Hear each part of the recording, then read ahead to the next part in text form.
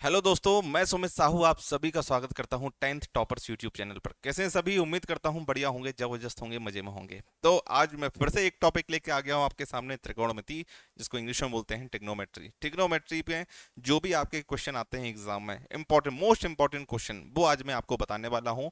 और जो बेसिक्स है वो भी मैं आपको बताऊंगा।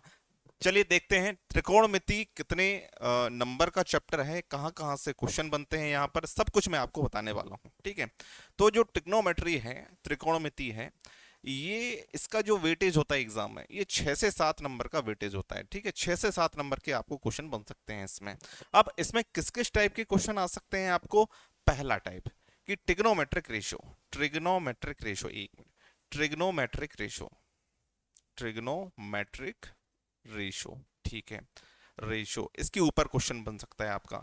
दूसरा, एंगल्स के ऊपर क्वेश्चन बन सकता है। एंगल्स जो होते हैं ना, 0 degree, 30 degree, 45 degree, 60 degree, 90 degree, तो इनके ऊपर क्वेश्चन बन सकता है आपका, एंगल्स के ऊपर। और तीसरा क्वेश्चन बनता है आपका आइडेंटिटीज के ऊपर। आइडेंटिटीज,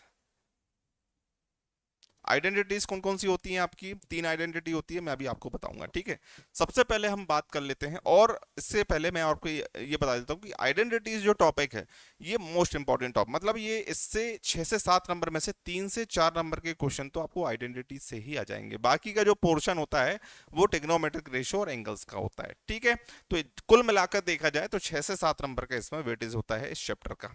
ठीक है, तो बिल्कुल बेसिक से शुरुआत करेंगे। अगर आपको ट्रिग्नोमेट्री बिल्कुल भी नहीं आती तो भी आप सीख जाएंगे। ठीक है, चलिए। और शर्त यह है कि इस वीडियो को पूरा देखना। अगर आप इस वीडियो को पूरा देखते हैं तो ट्रिग्नोमेट्री में आप पूरे में से पूरे नंबर लाएंगे। ठीक है, चलिए देखिए, बिल्कुल बेसिक से बताऊंगा मैं। तो सबसे पहले हम बात करते हैं ट्रिग्नोमेट्रिक रेशो की। Trigonometric ratio, ratio. ठीक है, अब ट्रिग्नोमेट्रिक रेशो होता क्या है आपको पता होना चाहिए। कि जो हम आपकी जो सिलेबस है, सिलेबस के अकॉर्डिंग हम ट्रिग्नोमेट्री जो है ना, वो राइट एंगल में लगाना सीखेंगे। राइट एंगल ट्राइंगल क्या होता है? राइट एंगल ट्राइंगल में लगाना सीखेंगे। मतलब राइट एंगल ट्राइंगल क्या होता है? राइट एंगल ट्राइंगल मतलब ऐसा ट्राइंगल जिसमें एक एंगल आपका 90 डिग्री हो। ठीक है, जैसे ये ट्राइंगल हो गया, तो इसमें ये वाला जो एंगल है ना वो 90 डिग्री है, तो हम कहेंगे कि ये जो ट्राइंगल है, ये जो त्रिभुज है, वो कौन सा त्रिभुज होगा? समकोण त्रिभुज, राइट एंगल ट्राइंगल होगा। ठीक है, इसको हम नाम भी दे सकते हैं ABC। ठीक है, अब इसमें 3 चीजें होती हैं। पहला परपेंडिकुलर, जिसको हम बोलते हैं लंब। ठीक है, लंब। दूसरा होता है बेस, जिसको हम बोलते हैं आधार। और तीसरा होता है हाइपोटेनियस, जिसको बोलते हैं हम कर्ण। ठीक है, तो ये 3 भुजाएं होती हैं। अब 3 भुजाएं कौन कौन सी होती हैं इसके बारे में हम थोड़ा सा देख लेते हैं। बिल्कुल जीरो से बताऊंगा मैं आपको। 90 डिग्री के सामने वाली भुजा हमेशा कर्ण कहलाएगी, मतलब हाइपोटेनियस कहलाएगी, कर्ण। ठीक है, जो भी एंगल दिया जाए आपको। अब ये तो हो गया एंगल ए और सी में से अगर कोई एक एंगल देंगे देंगे ही वो। ठीक है, अगर इसमें से एक एंगल कोई दे दिया, मान लेते हैं ए एंगल दे दिया, मान लेते हैं ये थीटा डिग्री का है, कोई भी डिग्री का है। ठीक है, तो जो भी एंगल दिया है ना 90 डिग्री के अलावा, उसके सामने वाली भुजा जो होती है ना वो हमेशा परपेंडिकुलर होती है। ठीक है, जो भी एंगल दिया है 90 डिग्री के अलावा, उसके सामने वाली भुजा क्या होती है? आपकी परपेंडिकुलर होती है। अब जो भुजा भुजा बचेगी उसको हम कहेंगे बेस, उसका नाम है आधार। ठीक है, ये क्या होगा? लंब। और ये क्या होगा? आधार होगा। क्लियर है इतनी बात? ठीक है, अब ट्रिग्नोमेट्रिक रेशियो क्या होते हैं? ट्रिग्नोमेट्रिक रेशियो वही होते हैं जो आप ट्रिग्नोमेट्री, मैं आपसे अगर पूछूं कि ट्रिग्नोमेट्री क्या होती है तो आप बोलेंगे कि sine theta, cos theta, tan theta होती है। तो ट्रिग्नोमेट्रिक रेशियो होते हैं, ये ट्रिग्नोमेट्री नहीं होती, ट्रिग्नोमेट्रिक रेशियो होते हैं। अब कितने ट्रिग्नोमेट्रिक रेशियो होते हैं? तो मैं आपसे बोलूं कि आपको मैंने 3 भुजाएं दे दी। ठीक है, अब 3 भुजाएं कौन कौन सी है? एच, बी और पी, मतलब परपेंडिकुलर, बेस और हाइपोटेनियस। ठीक है, इससे आप दो दो को लेकर अनुपात बताओ। रेशियो मतलब क्या होता है? अनुपात। अब दो दो भुजाओं को लेकर अनुपात बताओ, तो आप बोलेंगे कि सर एक काम करता हूं, पहले मैं परपेंडिकुलर बेस ले लेता हूं, इनसे मैं रेशियो बनाने की कोशिश करता हूं। या फिर मैं परपेंडिकुलर और हाइपोटेनियस ले लेता हूं, इससे मैं रेशियो बनाने की कोशिश करता हूं। तो परपेंडिकुलर अपॉन हाइपोटेनियस, पहला रेशियो बनाओगे आप परपेंडिकुलर हाइपोटेनियस। ठीक है, और दूसरा बनाओगे, अब पहला अपन ने परपेंडिकुलर अपॉन हाइपोटेनियस बना दिया, तो आप बोलेंगे एच ऊपर आ सकता है, पी नीचे आ सकता है। एच ऊपर और पी नीचे। ठीक है, फिर इन दोनों को ले लिया, अब आप इन दोनों को ले लो, बेस और हाइपोटेनियस को। तो बेस अपॉन हाइपोटेनियस, ये दूसरा रेशियो बनाओगे आप। ठीक है, फिर इसको पलट दो, इसको पलट देंगे तो हाइपोटेनियस अपॉन बेस। फिर तीसरा, ये दो भुजाएं हैं, इनसा रेशियो बनाओ, तो परपेंडिकुलर अपॉन बेस बना दोगे आप। परपेंडिकुलर अपॉन बेस, और इसको पलट देंगे तो बेस अपॉन परपेंडिकुलर। ठीक है, तो इस प्रकार से आप 6 रेशियो बस बना सकते हो, इसमें 6 रेशियो बना सकते हो, और इन्हीं 6 रेशियो को हम क्या बोलते हैं, ट्रिग्नोमेट्रिक रेशियो बोलते हैं। अब इनके नाम भी होते हैं। अब जो परपेंडिकुलर अपॉन हाइपोटेनियस होता है, लंब बटे कर्ण जो होता है, ये होता है आपका क्या, साइन थीटा। ये होता है साइन थीटा। हिंदी में लिख दूं क्या, लंब बटे कर्ण, ये लिखा है मैंने, है ना, यहां से देख लेना। तो लंब बटे कर्ण, और इसको अगर पलट दोगे, परपेंडिकुलर अपॉन बेस को, हाइपोटेनियस को अगर पलट दोगे, हाइपोटेनियस अपॉन परपेंडिकुलर, तो ये क्या हो जाएगा, कॉसेक हो जाएगा, कॉसेक हो जाएगा। तो यहां से हमें ये समझ में आया कि अगर साइन थीटा का इनवर्स कर दिया तो क्या बनता है, कॉसेक थीटा बनता है। कॉसेक, कॉस थीटा नहीं, cosec, cosec theta, cosec theta. ठीक है, पर base upon hypotenuse, base upon hypotenuse होता है कॉस, बेस अपॉन हाइपोटेनियस होता है कॉस, और अगर इसको पलट दिया अपन ने तो ये होता है सेक, ये क्या होता है, सेक होता है। ठीक है, कॉस का इनवर्स क्या होता है, सेक होता है। परपेंडिकुलर अपॉन बेस होता है टेन, परपेंडिकुलर अपॉन बेस होता है 10, और अगर इसको पलट दिया हमने तो 10 का जो इनवर्स होगा वो क्या होता है, कॉट होता है। ठीक है, तो परपेंडिकुलर हाइपोटेनियस क्या होता है, साइन थीटा होता है, इसको पलट देंगे तो ये कॉसेक बनेगा। बेस अपॉन हाइपोटेनियस क्या होता है, कॉस होता है, इसको पलट देंगे तो ये सेक बनेगा। परपेंडिकुलर अपॉन बेस क्या होता है, टेन थीटा, और अगर इसको पलट देंगे तो ये क्या बनेगा, कॉट थीटा। ये होते हैं आपके ट्रिग्नोमेट्रिक रेशियो। समझ पाए? इसको याद करने की एक ट्रिक भी होती है कि पंडित बद्री प्रसाद हर हर बोले, सोना चांदी तोले। ठीक है ना, इससे आप याद कर सकते हो कि भाई परपेंडिकुलर हाइपोटेनियस क्या होता है, साइन थीटा होता है, बेस अपॉन हाइपोटेनियस क्या होता है, कॉस थीटा होता है, और परपेंडिकुलर अपॉन बेस क्या होता है, टेन थीटा होता है। आप इस तरीके से याद कर सकते हो इसको। ठीक है भाई, ठीक है। अब अपन आगे बढ़ते हैं, एंगल्स, एंगल्स के ऊपर चलते हैं। तो एंगल्स कौन कौन से आते हैं आपके सिलेबस में, 0 डिग्री, 30 डिग्री, 45 डिग्री, 60 डिग्री और 90 डिग्री। ठीक है, अब हमें इनकी वैल्यूज भी पता होना चाहिए कि साइन थीटा में, साइन में 0 डिग्री की वैल्यू क्या होती है, साइन 30 डिग्री की वैल्यू क्या होती है, साइन 45 डिग्री की वैल्यू क्या होती है, साइन 60 डिग्री की वैल्यू क्या होती है, साइन 90 डिग्री की वैल्यू क्या होती है। तो ये कैसे निकालते हैं मैं आपको बता रहा हूं, बहुत सुंदर तरीके से बताऊंगा। कि जैसे साइन थीटा है, ठीक है, थीटा की जगह हम 0 भी रख सकते हैं, 30 भी, 45 भी, 60 भी और 90 भी। अब आपको ये इनको याद करने के लिए आपको सिर्फ साइन वाली लाइन याद करना है। ठीक है, साइन वाली लाइन याद करना है।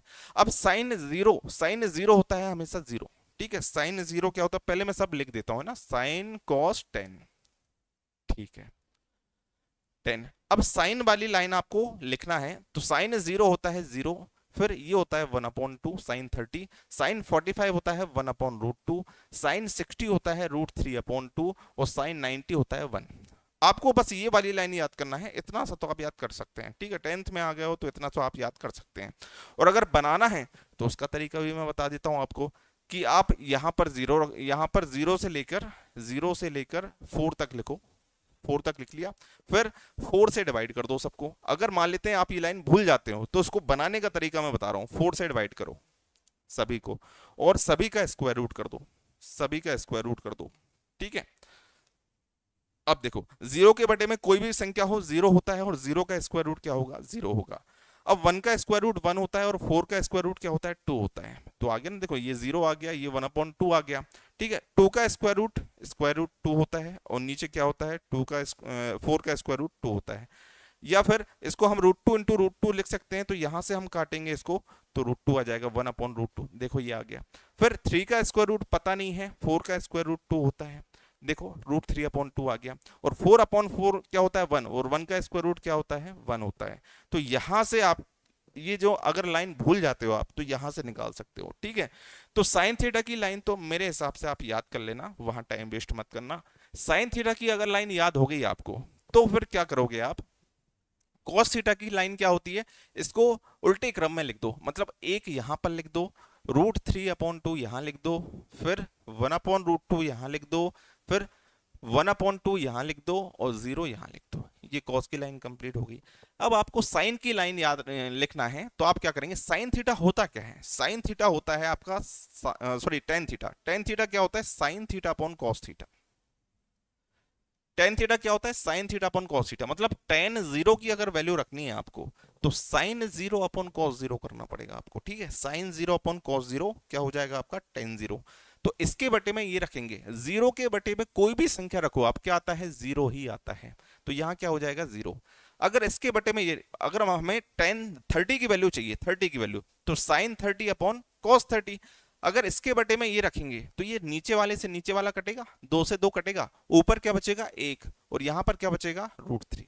क्लियर, समझ में आया। अब अगर टेन फोर्टी फाइव की वैल्यू रखना है तो sine forty five upon cos forty five, इसके बटे में ये लिखोगे तो पूरे से पूरा कट जाएगा, क्या बचेगा, वन बचेगा। अगर आपको टेन सिक्सटी की वैल्यू रखना है तो इसके बटे में ये रखोगे, क्योंकि sine sixty upon cos sixty. अगर इसके बटे में ये रखते हो आप तो दो से दो कटेगा, ऊपर क्या बचेगा, रूट थ्री बचेगा। अब टेन नाइनटी की वैल्यू रखना है तो sine ninety upon cos 90। Sine 90 upon cos 90 करोगे, मतलब वन के अपॉन में जीरो रखोगे, तो नीचे अगर कभी भी जीरो आ जाए तो आप समझ जाना कि उसकी वैल्यू क्या होती है, इनफाइनाइट होती है। क्या होती है, इनफाइनाइट होती है। नीचे अगर जीरो आ जाए तो क्या होगा, इनफाइनाइट होगा। या फिर आप ये समझ सकते हैं कि जीरो का इनवर्स क्या होता है, इनफाइनाइट। इनफाइनाइट का इनवर्स क्या होता है, जीरो। आप ऐसे समझ सकते हो। फिर इसके बाद हम बात करते हैं कॉसेक की। कॉसेक की, ठीक है, इसको अपन वाइट से लिखते हैं, एक मिनट रुक जाओ। फिर अपन देखेंगे कॉसेक, फिर अपन देखेंगे सेक, और फिर अपन देखेंगे कॉट। या फिर पहले कॉट देख लेते हैं, कॉट देख लेते हैं, फिर कॉसेक देख लेंगे, ठीक है। फिर क्या देख लेंगे अपन, सेक देख लेंगे, ठीक है। अब देखिए कॉट की लाइन कैसे लिखोगे, जैसे टेन वाली लाइन ये हो गई ना, अब इसको उल्टे क्रम में लिख दो तो ये कॉट वाली लाइन बन जाती है। मतलब यहां पर इनफाइनाइट है तो यहां इनफाइनाइट लिख दो आप, यहां इनफाइनाइट लिख दिया। फिर रूट थ्री यहां लिख दो आप, फिर वन यहां लिख दो, वन अपॉन रूट थ्री यहां लिख दो, और फिर जीरो यहां लिख दो, ठीक है। अब कॉसेक की लाइन कैसे लिखें, कॉस क्या होता है, मैंने अभी बताया था आपको, साइन का इनवर्स होता है। कॉसेक क्या होता है, कॉसेक, कॉसेक होता है वन अपॉन साइन, ठीक है। मतलब अगर आपको कॉसेक जीरो की वैल्यू चाहिए तो साइन जीरो की जो वैल्यू होगी ना उसका इनवर्स कर दो आप, उसको पलट दो, ठीक है। जैसे यहां पर कॉसेक जीरो की वैल्यू चाहिए तो साइन जीरो की वैल्यू क्या है, जीरो, और जीरो का इनवर्स मैंने क्या बताया आपको, इनफाइनाइट होता है। जीरो का इनवर्स इनफाइनाइट और इनफाइनाइट का इनवर्स जीरो। बात समझ में आई, ठीक है। तो जीरो का इनवर्स मतलब क्या आ जाएगा, यहां पर इनफाइनाइट आ जाएगा। फिर कॉसेक थर्टी की वैल्यू चाहिए हमें, कॉसेक थर्टी मतलब साइन थर्टी को पलटना पड़ेगा, इनवर्स मतलब पलटना। जैसे साइन थर्टी की वैल्यू यहाँ क्या है, one upon two, one upon two को पलट देंगे तो टू अपॉन वन मतलब टू हो जाएगा, ठीक है। कोसेक 45 की वैल्यू चाहिए तो साइन 45 को पलट दो, साइन 45 क्या है, वन अपॉन रूट टू, इसको पलट दो तो ये हो जाएगा रूट टू। अब कॉसेक 60 चाहिए तो साइन 60 को पलट दो, इसको पलट देंगे तो टू अपॉन रूट थ्री हो जाएगा। फिर कॉसेक 90 चाहिए तो साइन 90 को पलट दो, वन का इनवर्स वन अपॉन वन का उल्टा करेंगे तो क्या आएगा, वन अपॉन वन ही तो आएगा, तो यहाँ क्या आ जाएगा, वन आ जाएगा। अब इसी तरीके से हम सेक देखते हैं। सेक किसका इनवर्स होता है, सेक होता है भाई साहब कॉस का इनवर्स, वन अपॉन कॉस, या फिर cos equal to one upon sec, ठीक है। अब जैसे सेक रखना है तो कॉस का इनवर्स करना पड़ेगा। अब सेक जीरो की वैल्यू क्या होगी, कॉस जीरो की वैल्यू देखो आप, इसका इनवर्स कर दो, वन का इनवर्स तो भाई वन ही होता है, वन लिख दिया। फिर सेक 30 की वैल्यू चाहिए आपको तो कॉस 30 को पलट दो, ये टू अपॉन रूट थ्री लिख दो, ठीक है। फिर सेक 45 रखना है अपन को तो कॉस 45 को पलट दो, वन अपॉन रूट टू को पलट दो, रूट टू, फिर इसको पलट दो, टू, फिर जीरो का इनवर्स क्या हो जाएगा, इनफाइनाइट। इस तरीके से आप टेबल बना सकते हैं। बात समझ में आई सभी को, अगर बात समझ में आई है तो फटाफट से लाइक की बटन को तोड़ दो, ठीक है। और इस वीडियो को ज्यादा से ज्यादा शेयर करो अपने फ्रेंड्स तक कि वो भी इस तरीके से जो ट्रिग्नोमेट्री है उसको सीख सकें, ठीक है। फटाफट से शेयर कर दो और लाइक कर दो, और एक सुंदर सा कमेंट जरूर करना आप लोग इस वीडियो पे कि ये वीडियो कैसी लगी और अगली वीडियो आपको किस टॉपिक पे चाहिए, ठीक है। अब आते हैं अपन ट्रिग्नोमेट्रिक आइडेंटिटीज पर। एक मिनट, उससे पहले एक ब्लैंक पेज निकालते हैं अपन। अब आइडेंटिटीज पे आते हैं, आइडेंटिटीज, ठीक है। ट्रिग्नोमेट्रिक आइडेंटिटीज क्या होती हैं, तीन होती हैं। पहली, sine square theta plus cos square theta equal to one होता है, पहली आइडेंटिटी। दूसरी आइडेंटिटी होती है one plus tan square theta equal to क्या होता है, cosec square theta, cosec square theta. तीसरी आइडेंटिटी क्या होती है, one plus cot square theta, sorry sec square theta, sec आएगा यहाँ पर, सेक स्क्वायर थीटा, ठीक है। और तीसरी होती है 1 plus cot square theta cosec square theta, cosec square theta. ये तीन आइडेंटिटी होती हैं आपकी, ये तीन आइडेंटिटी को आपको याद में रखना है, ठीक है। इस पे अभी क्वेश्चन बनेंगे, मैं आपको दूंगा क्वेश्चन। अब हम शुरुआत करते हैं क्वेश्चन की, जो मोस्ट इंपॉर्टेंट क्वेश्चन है आपके, जो 10th क्लास में आने वाले हैं मैथ्स के पेपर में, उन क्वेश्चंस की हम बात करते हैं। ये अगर क्वेश्चन देख लिया ना आपने, तो विश्वास मानिए कि आप एग्जाम में एक अच्छा स्कोर करके आएंगे, ठीक है। चलिए तो निकालते हैं हम पहला क्वेश्चन, ये आपकी स्क्रीन पर, इसको देखिए। इस चित्र में बीसी की लंबाई बताना है अपन को, बीसी।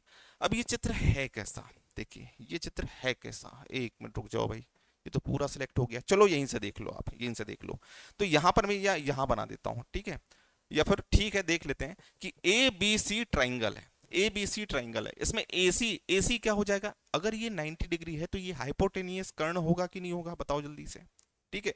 और अगर ये एंगल दिया है तो जो भी एंगल देते हैं उसके सामने वाली भुजा क्या होती है, परपेंडिकुलर, लंब होती है। तो जो बचेगा वो क्या हो जाएगा, बेस, बेस मतलब क्या हो जाएगा, आधार हो जाएगा, ठीक है। इतना तो आप समझ गए, बेस तो आपका क्लियर है, ठीक है। तो नाचो, चलो देखो, BC की लंबाई बताना है, BC मतलब ये वाली लंबाई बताना है परपेंडिकुलर, और आपको दिया क्या है, आपको H दिया है, H दिया है, P निकालना है। और तो HP का कॉम्बिनेशन क्या होता है, HP से मिलकर कौन कौन से ट्रिग्नोमेट्रिक रेशियो बनते हैं, तो आप बताइए। परपेंडिकुलर अपॉन हाइपोटेनियस क्या होता है, परपेंडिकुलर अपॉन हाइपोटेनियस होता है साइन थीटा, है ना। या फिर हम कह दें कि हाइपोटेनियस अपॉन परपेंडिकुलर होता है कोसेक थीटा। तो आप या तो साइन थीटा लगा दो या फिर कोसेक थीटा लगा दो, आपकी मर्जी है, ठीक है। साइन थीटा लगा देते हैं, क्यों परेशान हो, हम साइन थीटा लगा देते हैं, ठीक है। तो परपेंडिकुलर अपॉन हाइपोटेनियस, ठीक है, ये क्या होता है, साइन थीटा। और थीटा की वैल्यू उन्होंने क्या देके रखी है, 30 डिग्री देके रखी है, तो थीटा की जगह आप रख दो 30 डिग्री। अब यहां पर इनने हाइपोटेनियस भी देके रखा है, कितना, 6 सेंटीमीटर इसकी लंबाई, तो हाइपोटेनियस रख दो यहां पर 6 सेंटीमीटर। और ये परपेंडिकुलर हमें निकालना है, ये जो परपेंडिकुलर है ना, ये BC की लंबाई, ये हमें निकालना है। तो निकाल देंगे भाई, कौन सी बड़ी बात है। अब आप मुझे ये बताइए कि साइन 30 की वैल्यू क्या होती है, साइन 30 की वैल्यू अभी दिखाते हैं आपको, देखो साइन 30 की वैल्यू क्या होती है, 1/2 होती है, 1/2 रखिए आप, 1/2 इसकी जगह, ठीक है। और 2 से अगर इसको काट दें हम 3 बार, तो P की वैल्यू क्या आ जाएगी, 3 आ जाएगी, हाँ कि ना बोलो। BC की लंबाई कितनी आ गई, 3 सेंटीमीटर, BC की लंबाई आ जाएगी 3 सेंटीमीटर, यही हमें निकालना था। क्लियर है, समझ में आया सभी को। तो भाई देरी किस बात की, लाइक की बटन को ठोक दो, ठीक है। चलिए आगे बढ़े, अगले क्वेश्चन पर आते हैं। देखो आपके पास भी समय नहीं, मेरे पास भी समय नहीं, आपके एग्जाम पास में आने वाले हैं, तो अच्छा रहेगा कि हम क्वेश्चन पे ध्यान दें, ठीक है। फिर तो बातें तो होती रहेंगी। अब इस क्वेश्चन को हमें सॉल्व करना है, इस क्वेश्चन को पढ़िए ध्यान से, बोला क्या गया है इस क्वेश्चन में। यदि √3 cot square theta minus 4 cot theta plus √3 equal to 0 है, तो हमें इसकी वैल्यू निकालना है। तो हमें या तो cot थीटा और tan थीटा की वैल्यू की जरूरत होगी, अगर इसको सॉल्व करना है तो cot थीटा और tan थीटा की वैल्यू रखना पड़ेगा, तभी तो आंसर आएगा। तो हम cot थीटा और tan थीटा की वैल्यू कहां से निकाल सकते हैं, इनने ये दे के रखा है ना, इस चीज को मैं लिखता हूं, देखिए √3 cot square theta minus 4 cot theta plus √3 equal to 0, ठीक है। अब आपके मन में ये होगा कि सर इसको कैसे सॉल्व करें, यही तो दिक्कत है ना। तो इसको सॉल्व करने का तरीका मैं बताता हूं, ठीक है। अब देखो ये cot स्क्वायर थीटा, ये cot थीटा, और यहां पर कोई भी वैल्यू नहीं है, तो आप क्या करो, इस cot थीटा को कुछ मान लो। cot थीटा को मैं मान लेता हूं x, cot थीटा को मैं मान लेता हूं x। आपके दिमाग में चल रहा होगा क्यों, अभी पता चल जाएगा। तो √3 cot थीटा को अगर मैंने x मान लिया तो ये क्या हो जाएगा, x स्क्वायर हो जाएगा। cot थीटा को मैंने मान लिया x, तो 4x हो जाएगा, और यहां पर क्या होगा, √3, ठीक है। अब देखिए ये क्वाड्रेटिक इक्वेशन के फॉर्म में बन गई, नहीं बनी, द्विघात समीकरण। इस द्विघात समीकरण को कैसे सॉल्व करते हैं, नहीं आता, मैं बता दूंगा बाबू, क्यों टेंशन ले रहा हूं। देखो एक्स स्क्वायर के इंटू में कोई भी अगर संख्या होती है तो इसका कांस्टेंट वाली संख्या में इंटू कर दिया करो, ठीक है। √3 का √3 में इंटू करेंगे तो क्या आ जाएगा, 3, इतने तो समझदार हो आप। प्लस यहां पर क्या है, ठीक है, एक काम करो, √3 का √3 में इंटू कर दिया तो क्या आ गया, 3 आ गया। अब आप सोचना स्टार्ट करो कि दो वैल्यू जिसका इंटू करने पर यह जाए और उनको जोड़ने या घटाने पर 4 मिल जाए, दो संख्याएं जिसका इंटू करने पर 3 आ जाए और उनको जोड़ने या घटाने पर 4 आ जाए, तो आप बोलोगे 1 और 3, दोनों का इंटू करने पर 3 मिल जाता है और दोनों को जोड़ने पर 4 मिल जाता है, हाँ कि ना। तो इसको 1 और 3 के फॉर्म में तोड़ दो। कैसे तोड़ोगे, देखिए, √3x² माइनस 3x, हमें 1 और 3 के फॉर्म में तोड़ना है, तो -3 और -1x ऐसे तोड़ सकते हैं अपन। ये क्या हो जाएगा, -4x, फिर प्लस √3। ठीक है, अब देखिए यहां से क्या कॉमन आ रहा है, यहां से √3x ये कॉमन आ रहा है, तो क्या बचेगा अंदर, x बचेगा। अब यहां से अगर √3x कॉमन ले लिए तो बचेगा क्या, जो 3 होता है ना, 3 होता है √3 इंटू √3। ठीक है, 3 को क्या लिख सकते हैं अपन, √3 इंटू √3 लिख सकते हैं। तो अगर इसको हम √3 इंटू √3 लिख सकते हैं, तो एक √3 और x तो बाहर आ गया, तो एक √3 बचेगा ना अंदर, एक √3 बचेगा। यहां से अगर -1 कॉमन ले लेते हैं तो यहां पर बचेगा x, और इसको हम लिख सकते हैं माइनस माइनस, प्लस को लिख सकते हैं माइनस माइनस। ठीक है, जब कॉमन लेते हो ना माइनस को, तो इस तरीके से लिख के देखा करो। तो यहां माइनस माइनस लिखा तो एक माइनस बाहर आ गया, तो एक माइनस अंदर बचेगा, और यहां पर क्या आ जाएगा, √3। ठीक है, इक्वल टू में क्या है, 0 है। अब देखिए, अब अगर यहां से x माइनस √3 भी कॉमन ले लिया जाए, x माइनस √3, तो एक तो हो गया x माइनस √3, दूसरा फैक्टर क्या हो जाएगा अपना, दूसरा हो जाएगा √3x माइनस 1 इक्वल टू 0। अगर हम x माइनस √3 इक्वल टू 0 रखते हैं, x माइनस √3 इक्वल टू 0 रखते हैं, तो यहां से x की वैल्यू क्या मिल जाएगी, ये उस तरफ जाएगा तो √3 मिल जाएगी, ये 0 है, √3 प्लस का मिल जाएगा। ठीक है, और अगर इसकी वैल्यू 0 रखते हैं, √3x माइनस 1 की वैल्यू 0 रखते हैं, तो √3x, ये -1 उस तरफ जाएगा तो प्लस का 1, और √3 उस तरफ जाएगा तो 1/√3। तो यहां से x की वैल्यू क्या आ जाएगी, 1/√3। यहां से आई √3 और यहां से आई क्या, 1/√3। और x को हमने माना क्या था, हमने cot x को x माना था ना, तो मतलब cot x की वैल्यू या तो √3 होगी या फिर क्या होगी, cot की वैल्यू 1/√3 होगी। ठीक है, तो अगर cot की वैल्यू √3 होगी तो tan और cot तो इनवर्स होते हैं एक दूसरे के, मतलब cot की वैल्यू अगर √3 है तो tan की वैल्यू आप बोल देना 1/√3 होगी। ठीक है, और अगर cot की वैल्यू 1/√3 है तो tan की वैल्यू आप बोल सकते हो √3, मतलब पलट दिया करो, tan और cot एक दूसरे के इनवर्स होते हैं। ठीक है ना, आप भी समझाया था मैंने आपको। तो √3 अगर cot की वैल्यू है तो tan की क्या बोलोगे, 1/√3, √3/1 को क्या लिख सकते हैं, 1/√3, और cot की वैल्यू अगर 1/√3 है तो tan की वैल्यू हो जाएगी √3/1। ठीक है, तो अब ये जो वैल्यू है ना, अगर आप cot की वैल्यू √3 रख रहे हो तो tan की वैल्यू क्या रखना, 1/√3 यहां पर रख दो आप। तो cot की वैल्यू अगर मैं √3 रखता हूं, इसको दूसरे पेन से करते हैं। ठीक है, cot की वैल्यू अगर √3 रखता हूं तो √3 का स्क्वायर प्लस tan की वैल्यू फिर क्या रखना पड़ेगा मुझे, 1/√3 इसका स्क्वायर। तो √3 का स्क्वायर क्या होगा, 3 हो जाएगा, और 1 का स्क्वायर 1, और √3 का स्क्वायर 3। तो 3 इंटू 3 9, 9 प्लस 1 10/3 इस क्वेश्चन का करेक्ट आंसर होगा, 10/3। इस तरीके से आपको करना पड़ेगा एग्जाम में।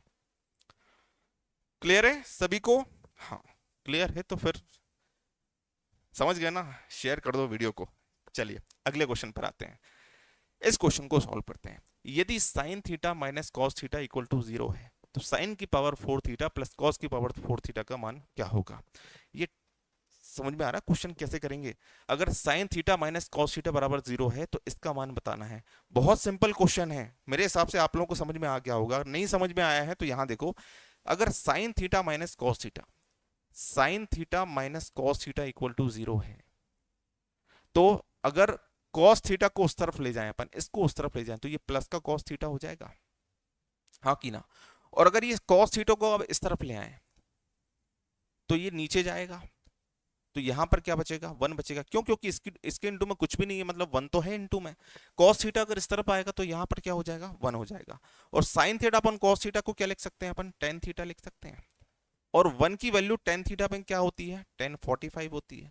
तो यहां से अगर कंपेयर करके देखें तो थीटा की वैल्यू क्या आ जाएगी आपकी, 45 आ जाएगी। तो आप 45 रख दो यहाँ पर, 45 साइन की पावर 4, मतलब 10 यहाँ पर 45 रख दो, साइन 45 पहले लिख देते हैं अपन, साइन की पावर 4 45 डिग्री। ठीक है, और यहाँ पर कॉस की पावर 4 45 डिग्री। अब साइन 45 की वैल्यू क्या होती है, साइन 45 की वैल्यू होती है 1/√2, इसकी पावर 4 करना है। ठीक है, और cos 45 की वैल्यू भी 1/√2 होती है, इसकी पावर 4 करना है। तो 1 की पावर 4 1, रूट 2 की पावर 4 करेंगे तो 4 आ जाएगा, 1 की पावर 4 1, और रूट 2 की पावर 4 करेंगे तो 4 आ जाएगा। अब यहां से एलसीएम लेंगे तो 4 आ जाएगा, 1 + 1 2, और 2 से कैंसिल करेंगे तो 1/2 आपका फाइनल आंसर आ जाएगा। इसका मान क्या होगा, 1/2 हो जाएगा। ठीक है ना भाई, क्लियर है। अगले क्वेश्चन पर आ जाते हैं, फटाफट फटाफट हम सभी क्वेश्चन को सॉल्व करते हैं। ठीक है, इस क्वेश्चन को देखो क्या है question. 2 cos square 45 degree plus 2 into cos square 45 degree plus tan square 60 degree. इसी तरीके से पूरा क्वेश्चन है। मतलब इस क्वेश्चन में करना क्या पड़ेगा आपको, इस क्वेश्चन में आपको बस वैल्यू रखना है, आपका आंसर आ जाएगा। वैल्यू रखना है आपको, अभी मैंने टेबल बताई थी, उस टेबल से उठा के वैल्यू रखना है, आपका आंसर फ्री के नंबर मिलेंगे आपको। देखिए कॉस, आपको टेबल भी याद होना चाहिए तभी तो नंबर मिलेंगे। अब कॉस 45 की वैल्यू रखो, टेन 60 की, साइन 45 की, टेन 60 की, टेन 30 की, कॉस 60 की रखते हैं। देखो 2 इंटू cos 45 की वैल्यू क्या होती है, 1/√2 होती है, 1/√2 होती है। ठीक है, इसका स्क्वायर, इसको मैं बॉक्स ब्रैकेट बना देता हूं। ठीक है, प्लस टेन 60 की वैल्यू क्या होती है, √3 होती है, √3 का स्क्वायर करो, माइनस 6 इंटू फिर साइन 45 की वैल्यू क्या होती है, 1/√2 होती है, 1/√2 का स्क्वायर, माइनस टेन 60 की वैल्यू क्या होती है, √3 होती है, तो √3 का स्क्वायर।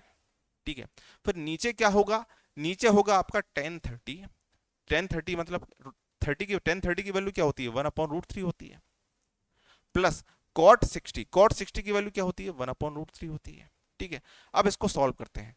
2 इंटू ब्रैकेट के अंदर इसका स्क्वायर है, तो 1 का स्क्वायर 1 और √2 का स्क्वायर हो जाएगा 2। √3 का स्क्वायर करेंगे तो स्क्वायर से √2 कटेगा, मतलब स्क्वायर से रूट कटेगा तो 3 आएगा, माइनस 6 इंटू 1 का स्क्वायर 1 और √2 का स्क्वायर 2, √3 का स्क्वायर मतलब 3 आ जाएगा। अब इसको सॉल्व करते हैं, 2 से इंटू अंदर, नीचे भी बचा है, अभी नीचे इनको जोड़ दो तो 2/√3 हो जाएगा, एलसीएम लेंगे तो। अब यहां से ये 2 से इंटू अंदर कर दो, 2 से इंटू यहां भी होगा, यहां भी होगा। अगर 2 से इंटू यहां होगा तो ये 2 से 2 कट जाएगा, 1 बचेगा, और 2 से इंटू अंदर होगा तो ये 6 बचेगा, माइनस 6 से इंटू अंदर कर दो, 6 से इंटू इसमें करेंगे तो 2 से ये 3 बार कटेगा, 3 का 1 में इंटू करेंगे 3, और माइनस का माइनस में इंटू करेंगे प्लस, और ये 6 से 3 में इंटू होगा तो 18, नीचे बचा आपका 2/√3।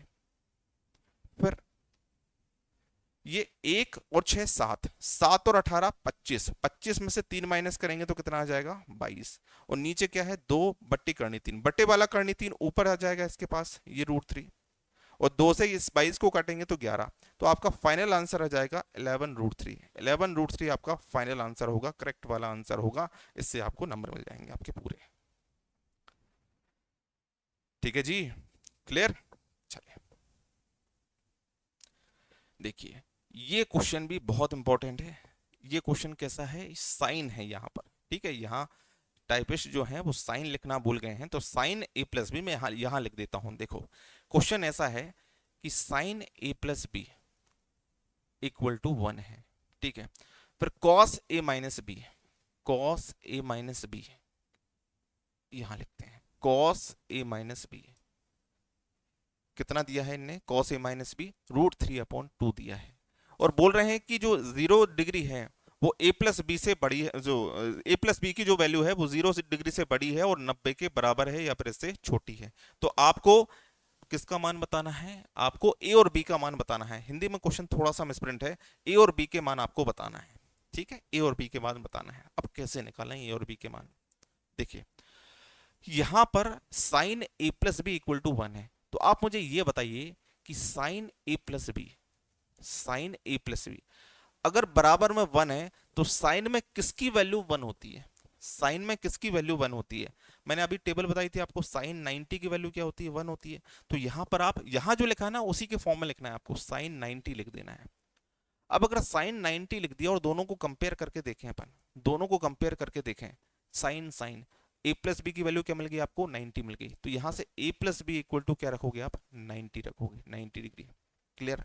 यहां देखो, यहां पर cos में √3/2 किसकी वैल्यू होती है, cos में √3/2, तो आप यहां लिखेंगे cos a-b, और cos में √3/2 वैल्यू होती है 30 डिग्री की, cos 30 डिग्री की। ठीक है, तो यहां से आप अगर कंपेयर करें तो cos, यहां भी cos a-b की वैल्यू क्या मिल गई आपको, 30, a-b की वैल्यू आपको मिल गई 30। तो अगर आपके पास a+b की वैल्यू है 90 और a प्लस बी की वैल्यू 90 और a माइनस बी की वैल्यू 30 है आपके पास। तो इन दोनों इक्वेशन को सॉल्व कर दो, आपको a और b के मान मिल जाएंगे। अब b से b काटेंगे, a और a कितना हो जाएगा, 2a हो जाएगा। 90 प्लस 30 क्या हो जाएगा, 180 हो जाएगा। और 2 से कैंसिल करेंगे तो कितना हो जाएगा, ये 90 डिग्री। तो a की वैल्यू हो जाएगी कितनी, ये 120 होगा, सॉरी 120 होगा, ये 120 होगा। और 2 से इसको काटेंगे तो ये कितना आ जाएगा, 60 डिग्री आ जाएगा। a की वैल्यू अगर 60 डिग्री है तो b की वैल्यू क्या आ जाएगी, यार दोनों का योग 90 है, a की वैल्यू 60 है तो b की वैल्यू कितनी होगी, 30 वैल्यू होगी ना इसकी, 30 डिग्री। तो a और b की वैल्यू क्या आ जाएगी आपकी, 60 और 30। समझ में आया सभी को, बोलिए, है ना, क्लियर, सबको समझ में आया। चलिए आगे बढ़ते हैं अगले क्वेश्चन पर। इस क्वेश्चन को देखिए, ये कैसा क्वेश्चन है, बोल रहे हैं find an acute angle, acute angle मतलब न्यून कोण, न्यून कोण थीटा, एक्यूट एंगल थीटा की वैल्यू निकालना है जब ये दिया हो। कैसे निकालें, देखिए cos theta minus sine theta upon cos theta plus sine theta बराबर में है 1 माइनस रूट 3 1 प्लस रूट 3। इसको कैसे सॉल्व करोगे, ध्यान से देखना है यहाँ पर। आप इन दोनों को cos से डिवाइड कर दो, उससे होगा क्या अभी समझ में आएगा आपको।